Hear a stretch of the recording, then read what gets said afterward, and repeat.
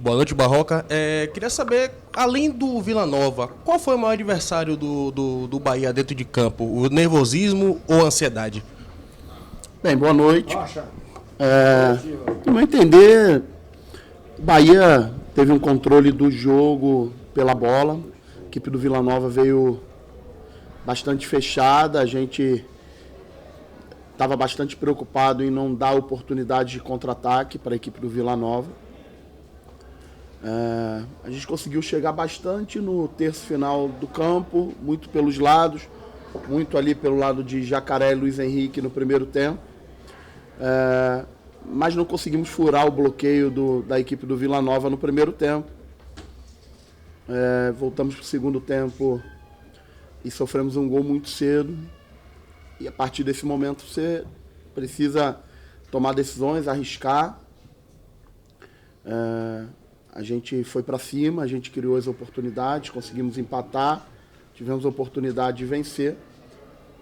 Evidente que tínhamos uma expectativa de retribuir a força que o torcedor nos deu, mas eu saio com convicção que a gente precisa fazer mais uma semana muito boa, como vem fazendo. Esse grupo aí me parece assim, muito comprometido com o clube, e eu não tenho a menor dúvida que a gente vai fazer uma grande semana para fazer um grande jogo na sexta-feira contra o Guarani.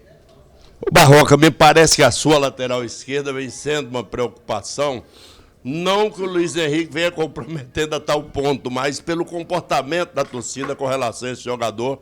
Começou pegando no pé do atleta, depois ele próprio superou dentro do espetáculo e o torcedor terminou esquecendo de pegar no pé dele. Gostaria de saber por que você substituiu o Luiz Henrique e saber também o que é que lhe passaram sobre o Matheus Bahia. Matheus Bahia, essa semana que passou, no início da semana tinha uma previsão de treinar normalmente, e no primeiro treinamento que eu fiz com ele na semana, ele sentiu um desconforto e não conseguiu concluir o treinamento. Então ele deu um passinho atrás, continuou fazendo o treinamento de maneira parcial e fechou a semana com uma boa expectativa de, na próxima semana, ter a evolução dele. Então acredito que, se tudo correr bem, ele pode estar apto a todos os treinamentos durante essa semana. Sobre o Luiz, o jogo foi muito em cima dele no primeiro tempo, ele chegou bem na frente, mas ele tomou um cartão muito cedo, se não me engano, antes até de 1 minuto. Ele tomou um cartão num lance fortuito ali, e quando o jogo se desenhou para o primeiro gol do Vila, naturalmente, no meu entender, a gente ia se lançar e o jogo ia ficar aberto para contra-ataque, e me preocupou muito a questão do cartão dele. Então a ideia de trocá-lo tem muito mais a ver com cartão do que com performance. Então foi isso. Acho que o Luiz fez uma boa partida enquanto esteve em campo. Barroca, boa noite. O torcedor pergunta ainda, a situação do Davó. Hoje o Davó entrou, fez gol, botou bola na trave, mas segue sendo reserva da equipe. Porque a opção de manter, quando você hoje já tem o Davó, tem o Rodallega, manter o Goulart nessa posição de falso 9? Bem, quando cheguei aqui, o Davó ainda estava lesionado, retornou na outra semana, entrou um pedaço do jogo contra o Brusque, entrou um pedaço do jogo contra o Grêmio, sentiu bastante fisicamente o jogo contra o Grêmio, me relatou que sentiu muito cansaço no período que entrou, um jogo muito intenso, e hoje entrou muito bem, conseguiu fazer o gol, quase fez um outro gol. É um jogador que eu conheço muito bem, acompanho ele desde as categorias de base, é um jogador que precisa de espaço, porque a característica dele tem muito a ver com o espaço, com a velocidade, com a criatividade que ele tem. E hoje era um jogo que dificilmente o adversário nos daria espaço nas costas numa condição normal. O Goulart tem outras competências de flutuação, de virar um meia junto com o Daniel e ao mesmo tempo chegar na área. O Ricardo teve uma oportunidade no primeiro tempo no cruzamento, mas todos os jogadores ali da frente estão competindo. Igualdade, vamos ver como é que vai ser o desenho dessa semana, a nossa projeção do jogo com o Guarani, para ver quem a gente escolhe para jogar. Barroca, você perdeu o Daniel, né, terceiro cartão amarelo. No elenco do Bahia não tem outro jogador no banco com essas características, né, de fazer a bola correr, distribuir o jogo. O que você já pensa aí para sexta-feira? Um jogador mais defensivo, botar mais um atacante? Como é que você pretende suprir a ausência do Daniel? Bem, fiquei bastante chateado com o cartão do Daniel, porque, no meu entender, assim, um jogo como esse, um árbitro com a experiência que o Mendonça tem, e provavelmente ele deve acompanhar, a gente sabe a importância que tem o Daniel para um jogo tão decisivo como vai ser o de sexta. E não era um lance tão importante como aconteceu no Luiz Henrique, dele dar um cartão tão cedo. Acho que pode-se administrar o jogo de uma outra forma. O jogo foi super tranquilo, na lealdade, e a gente fica sem um jogador importante. Mas eu tenho confiança em todos os meus jogadores, ainda não pensei. Sinceramente, você falou muito bem, a gente não tem um jogador com um volume tão grande de jogos dentro da competição ali na meia, um meia de origem como o Daniel mas a gente vai precisar encontrar dentro do nosso elenco, e o jogador que entrar vai ter toda a minha confiança para fazer aquela função. Nos últimos 2 jogos, o André vinha como titular. A gente viu, claro, problema no jogo contra o Grêmio, mas pelo fato dele só ter treinado praticamente 2 dias, foi isso que você colocou o Marcinho? Bem, na verdade é um conjunto de coisas. O André, ele no início do jogo contra o Grêmio, ele também com 1 minuto de jogo, ele sofreu uma pancada muito forte na cabeça. Depois ele teve um grande indicativo de uma lesão muscular em posterior de coxa. O Marcinho entrou no jogo e na minha visão entrou bem, conseguiu dar conta do recado em um jogo difícil ali contra o Grêmio. Depois o André, ele não faz praticamente a semana toda com a gente de treinamento. Ele perde 2 treinos aquisitivos e na antevéspera do jogo ele treina parcialmente. E na véspera do jogo, que é um dia que a gente não dá muita carga, ele treinou integral. Ontem ele treinou de maneira integral. Era um jogador que estava no risco aí no campo. Eu trouxe pela importância do jogo. Se a gente tivesse na metade da competição, com certeza não seria relacionado por tudo que aconteceu com ele na semana. Mas acho que a gente está vivendo um momento realmente importante. É um jogador que estava no risco físico, com certeza, nesse jogo. E entrou muito bem no jogo. Mais uma vez, vamos dar uma olhada como é que vai ser a semana. A recuperação dele, o comparativo com o Marcinho, para a gente fazer a escolha para o jogo contra o Guarani. O próximo adversário é o Guarani, de Campinas. É uma estratégia que vai ser parecida à estratégia do Guarani, o próximo adversário do Bahia.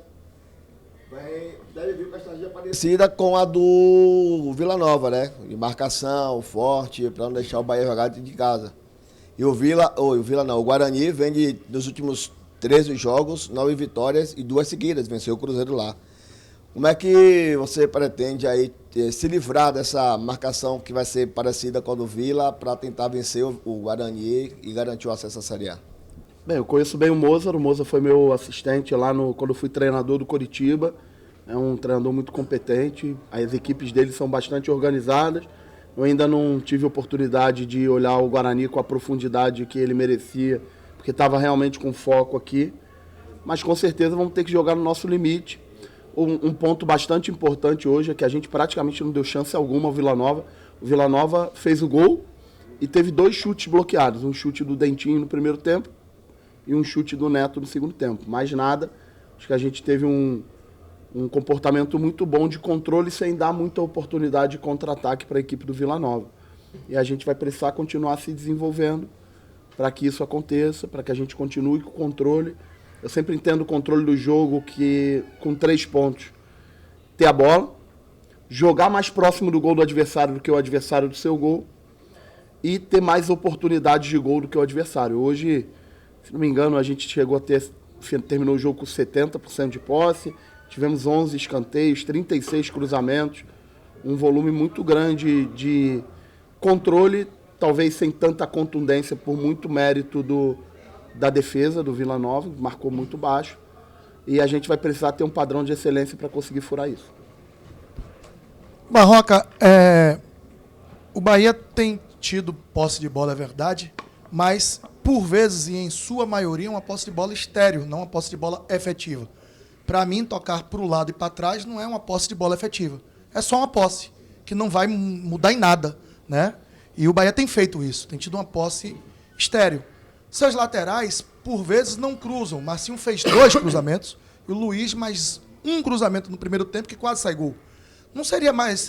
o que é que você precisa ainda fazer? Temos mais quase uma semana para que esses laterais ganhem um pouco mais de coragem, porque saber fazer a gente percebe que sabe, mas por vezes optam em dar um passe lateral ou voltar no zagueiro, tendo apenas um marcador à sua frente, podendo dar um cruzamento perigoso, podendo tentar uma jogada de 1 contra 1, e por vezes a gente não vê isso. O Bahia parece que evita quebrar linhas para optar por uma posse, que por vezes é estéril.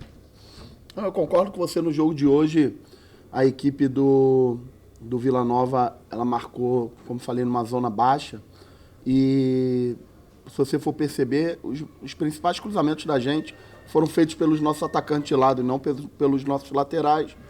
Porque quando os nossos laterais iam chegando próximo do terço final, quando eles recebiam essa bola, eles já chegavam pressionados pelos extremos do Vila Nova. Então, o Marco Antônio, que entrou no segundo tempo, se não me engano, deu 3 ou 4 cruzamentos num tempo curto. Jacaré é um jogador que faz bastante isso, que joga pelo lado esquerdo, traz muito para dentro, faz esse cruzamento fechado. A gente acabou que esses cruzamentos dos nossos laterais foram muito de trás, né? Eu entendo que quanto mais limpo a gente chegar no terço final, maior a possibilidade da bola entrar nos nossos pontas e os nossos laterais ultrapassarem para fazer esse cruzamento mais limpo. Marcinho conseguiu fazer um cruzamento muito bom aqui no segundo tempo na cabeça do Hugo, e o ideal é que isso aconteça mais vezes. Eu acho que essa semana vai ser importante para a gente aprimorar isso, tentar no próximo jogo se desenvolver para que isso aconteça mais vezes. O Bahia chegou a atuar com 4 atacantes agora no segundo tempo. Com a ausência de Daniel no jogo contra o Guarani, você pode repetir isso? Bem, ainda não pensei como vou fazer no próximo jogo, ainda preciso dar uma pensada. Mas, na verdade, o Marco Antônio ele entra pela ponta direita, mas sem a bola ele vem por dentro. E o Jacaré, que estava na ponta esquerda naquele momento, também veio por dentro para fazer um quadrado. A ideia era que tivéssemos Daniel e Mugni, 2 meias de origem, jogando com uma construção com maior qualidade, tendo Marco Antônio e Jacaré numa posição neutra ali de ponta, indo para dentro, para liberar a passagem dos nossos laterais pelo lado, e 2 centroavantes em cima dos 2 zagueiros para que a gente tivesse a área bem preenchida nos cruzamentos. Acho que a gente teve um volume muito bom nesse momento, a gente conseguiu as oportunidades, tivemos bastante cruzamento, finalizamos, tivemos bola na trave, bastante bola parada, mas não tivemos a eficácia de fazer o segundo gol. Agora é focar no padrão de excelência nessa semana, para que a gente possa fazer um grande jogo na sexta-feira.